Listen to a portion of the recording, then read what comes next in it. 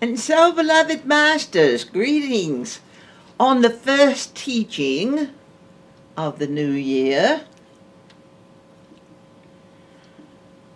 The awareness of the inner space is so important in these times. For lifetimes, the ego has very slowly, very subtly, led the logical mind away from that inner awareness, inner connection. Little by little, it is you have moved to an outer focus, looking out into the world, looking at what other people are doing, listening to what they say, being told what to do, being told how to do it, and even being threatened that if you don't do it as you are told, there will be some loss, some lack in the life. And now it is time to really recall, remember, reclaim, identify with, experience, and live that inner place within you.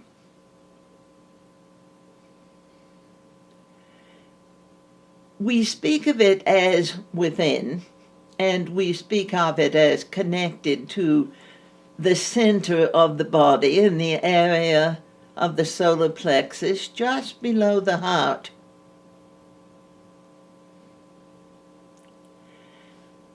And that is a location for identification in the physical form.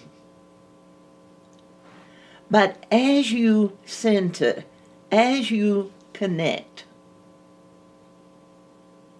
then it is, dearly beloved masters, you will begin to identify with a response in the very cells of your being. The cells that hold the DNA, that hold the cellular memory of lifetimes,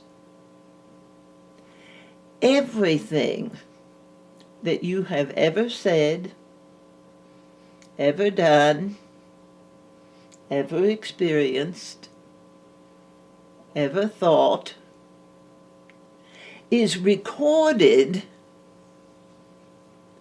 in your cellular memory. It has been called the Akashic Records, and people visualize slates with words scored into them, or scrolls, or even books with writing in a language that no one can remember any longer. But it is, dearly beloved masters, those memories are all with you. And you may say, then why don't I remember them all? You have a computer. It is in a package of metal and plastic, this computer that you can sit down and put on a desk, and you can bring up masses of information. More all of the time. And it is, dearly beloved masters, that those masses of information that are being loaded onto the internet, that people bring from every area, every possibility of life. Someone has not muted. Someone requires to mute their phone.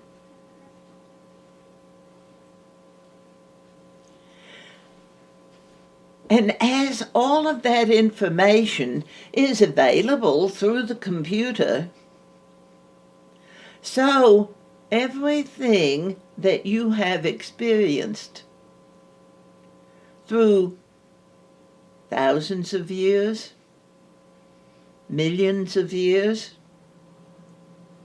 it's all available there. How do I call it up? And here we come to a word that you hear me say all of the time.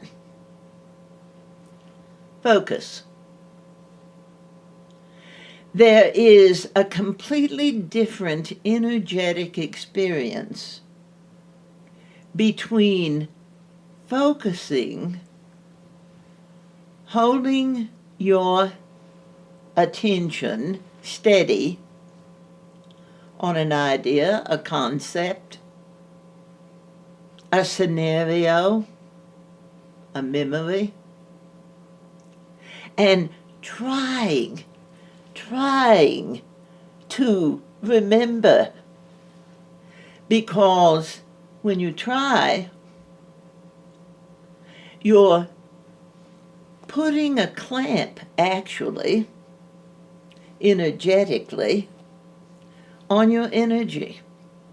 So the harder you try, the more you constrict your capability to remember, to call up what you have known in other times. And there is so much stress on the planet now, and so many people have had experiences in these years of their life and this one time that they don't want to remember. They just want to forget about it, not deal with it. And so they forget. And they become so adept at avoidance, at sidestepping, at sliding out from under responsibility,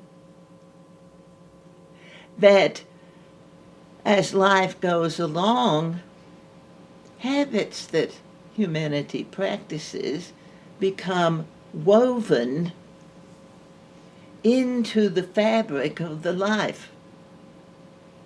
And forgetfulness becomes a natural part of living. Now, people want to remember where they live. They want to remember their phone number, where they put their car keys, even more important, where they put their car.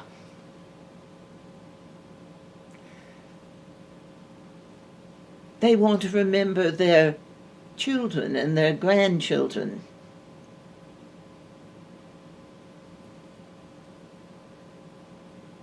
They want to selectively decide what they will remember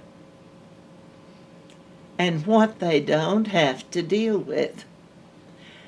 And this is also an outcome of lifetimes of the experience of turning the focus from an alignment that the Master Book calls when the eye is single, when the energy flows from the root chakra to the crown. You see, you hear, you experience God. I am that I am. And in the forgetfulness and in the out picturing, the energy of life has gradually been moved from the inner space, being present with yourself right here, right now, in this moment, with you, for you, aware of you, caring about you, nurturing you, loving you. It isn't narcissistic. It is a consciousness that all of humanity was blessed with in the beginning. I am one with all there is. That was the understanding in the very beginning. And yet lifetimes of physicality have demanded, oh no, not really. And yet, in the process of living, it certainly has appeared that it is a demand.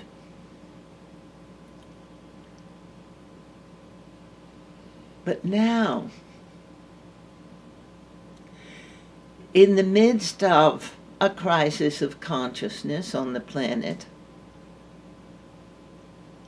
in the midst of the culmination, the apex of separation,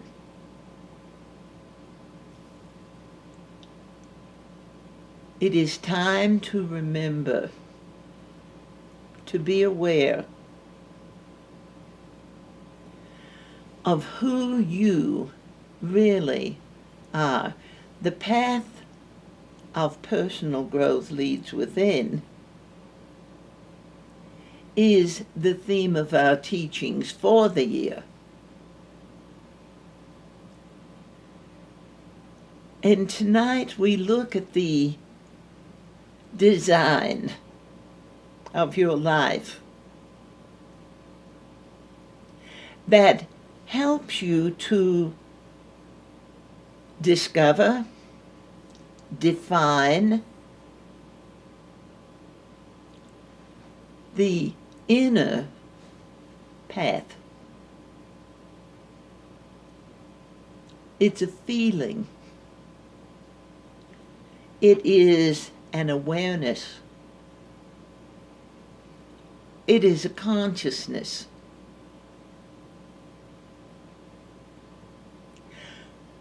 Right now, in this moment, if I said, can you feel your heartbeat? Some might be aware of their heart beating. Some people would have to stop and get still and quiet and listen, and maybe even put the fingers on the pulse and find another pulse and put the hand on the heart. But as you come home to yourself, it isn't that you have to feel your heartbeat all of the time, but it is if you still yourself and listen, you will be so easily, clearly connected that you can, yes, feel the rhythm of your heart. Not just as a physical organ, but as an essence of life. Your particular personal essence of life. Life flowing in your veins. Holy blood, Holy Grail.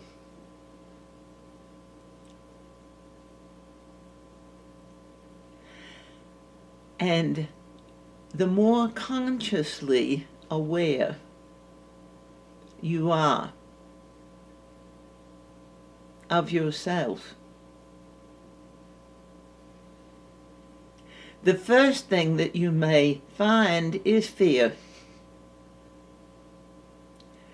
Because how the ego mind has kept humanity under control for so many lifetimes is to keep people separate from themselves. To present the idea that other people's lives, other people's affairs, other people's opinions are far more interesting and important, entertaining, or aggravating than your own life. And in the process of the ego drawing the focus out into the world,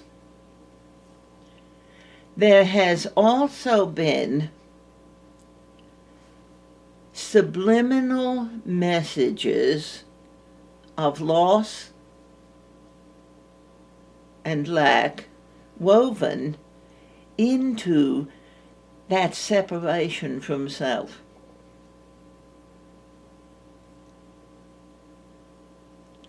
Messages of what they, that nameless, faceless they out there, what they might do to you, what they might think about you, what they might say.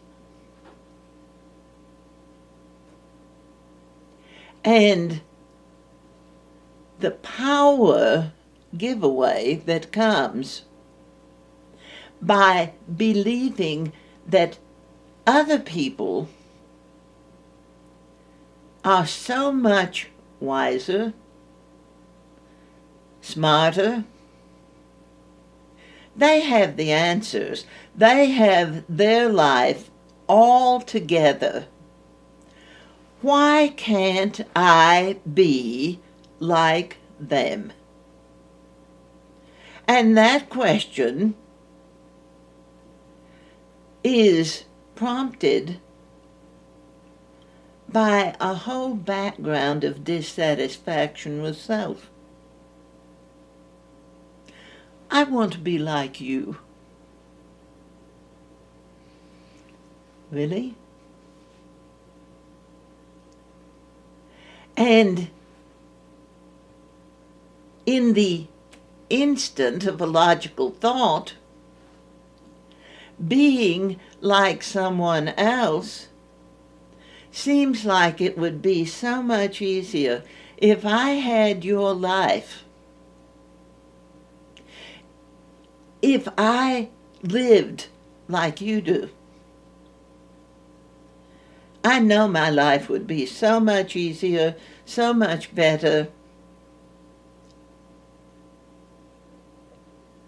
because the ego distorts the image.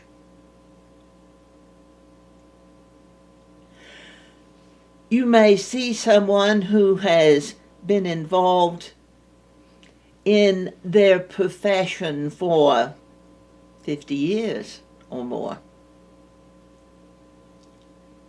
And you see how easily, how gracefully, how graciously they move with the affairs of their life.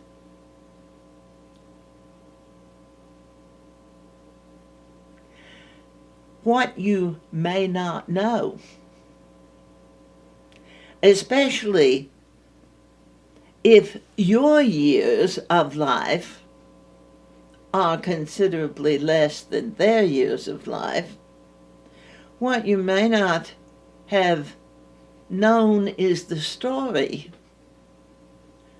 of all the experiences that that particular person had that brought them to a place of confidence,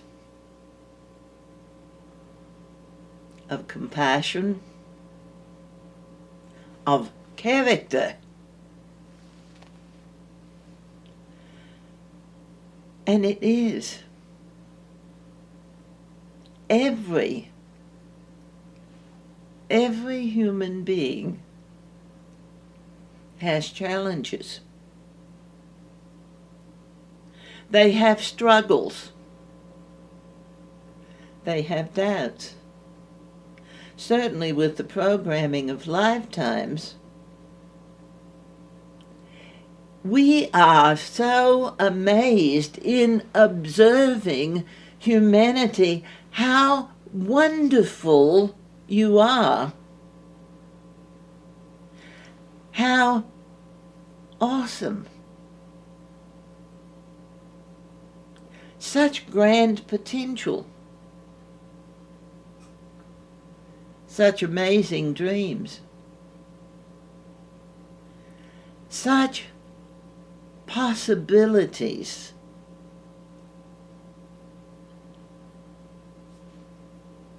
And yet when you're looking out,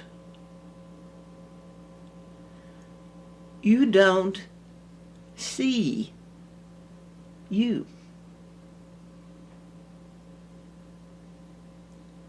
You don't take the time, more often than not, to even feel you. Oh, you can feel anger, frustration, fear, doubt, limitations, the things that you potentially might lose if you dare to dream, if you dare to become more, if you dare to take that step across that line that says, behind this line you are safe and secure. Behind this line, maybe they'll accept you for what you are. But if you step across that line, who will you be? And who will you become?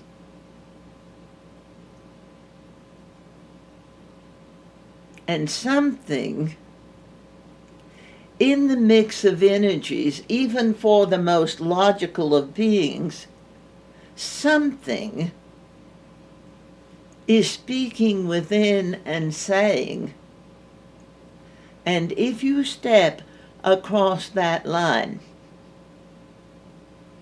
that allows you to feel your faith,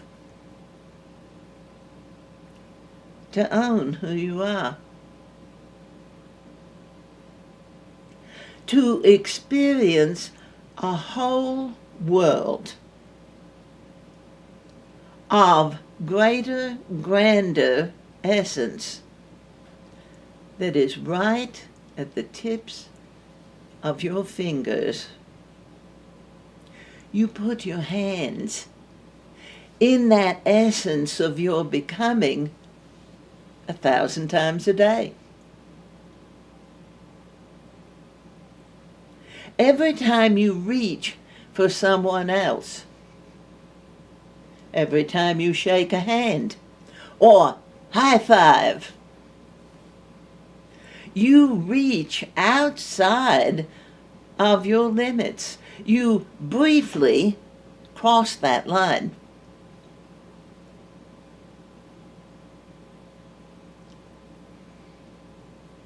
And how does it feel? A high five is much more often than not a celebration of some victory. Maybe a very small one. It may be grand, amazing.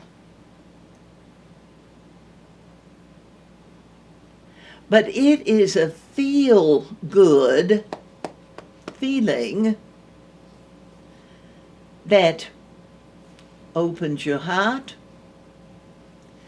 a warm feeling in your belly, in your solar plexus. Because in that moment, perhaps unconsciously, you allowed yourself to expand beyond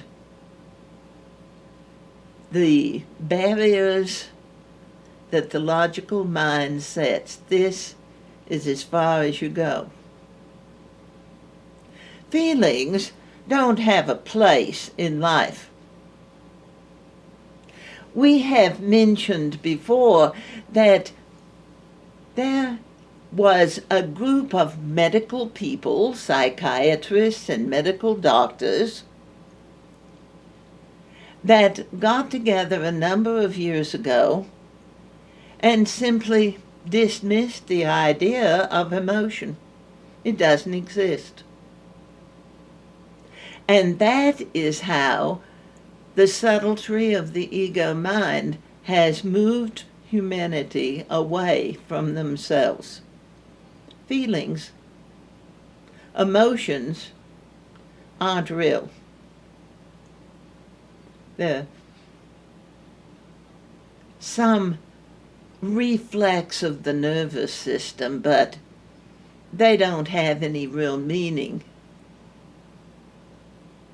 So if you operate on the premise that there are no feelings, there are no emotions, that the mind is the prime director, that there is no God,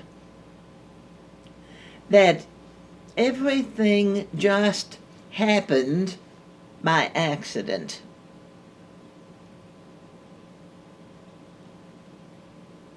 And it may comfort the logical mind because the logical mind does operate in a very small box. Intellectually, it's brilliant.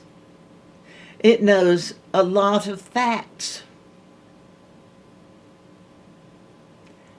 And yet, it demands proof for everything. And when you get down to the very critical bottom line, There is so much to life, to the experience of living, to the relationships that people have that aren't provable or explainable. Science has been relegated to the outer world. And religion said, we'll deal with the inner world. And yet, people have become progressively more and more outer focused because it would appear that in order to live yourself as a spiritual being, the logical mind says that's hard work. In all honesty, it's not nearly as difficult as living outside of yourself is. But it is, beloved masters, the path of personal growth, the path of self-awareness, the path of owning who you are, leads within.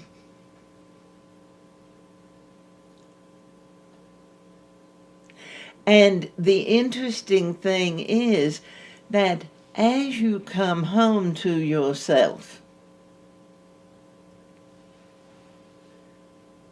as you align with you, as you dare to really honor, embrace, acknowledge, experience more of who you are truly, the more you cross that line. The deeper you go within, the higher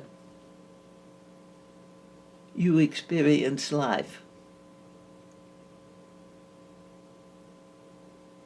The broader the scope, the more glorious the vision, the clearer the image. And that amazing feeling in your soul center